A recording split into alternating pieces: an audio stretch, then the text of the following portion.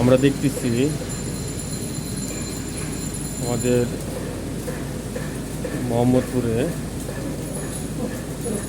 রেমাল অতিক্রম করছে। সকাল থেকেই প্রায় ঝড় বৃষ্টি, অনেক বাতাস,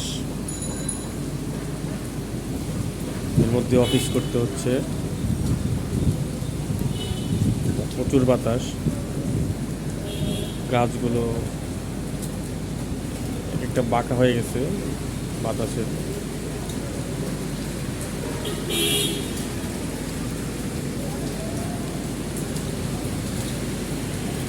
তো ভাগ্য ভালো, রাস্তায় পানি জমে নাই। অনেক বাতাস, আমার এখানে পর্যন্ত পানি পানি আসতেছে,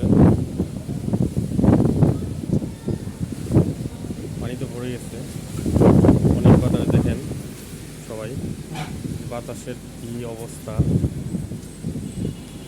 এত বাতাস যে এখানে দাঁড়ানোই মুশকিল হয়ে গেছে। আমি দাঁড়াই আছি, আমি ভিজে যাচ্ছি। প্রচুর বাতাস।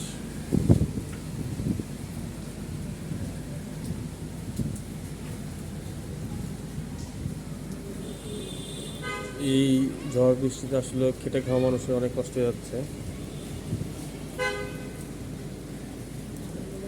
আরেকটা জিনিস দেখাই আপনাদেরকে, দেখেন যত কষ্টই হোক, আমি আপনাদের দেখাইতে পারতেছি না, যাই না। এই যেটা লোকটা দেখতেছেন, এখানে একটা লোক ভ্যান গাড়িতে আপনার শাকসবজি বিক্রি করতেছে। ভ্যান গাড়িতে এই বৃষ্টির মধ্যেই তার মাথায় শুধুমাত্র একটা পলিথিন বাঁধা, সারা শরীর ভিজতেছে।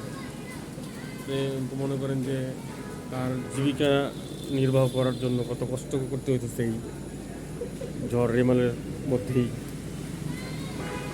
এই তার জীবনের ঝুঁকি নিয়েই বলতে পারি, যে এক কথা জীবনের ঝুঁকি।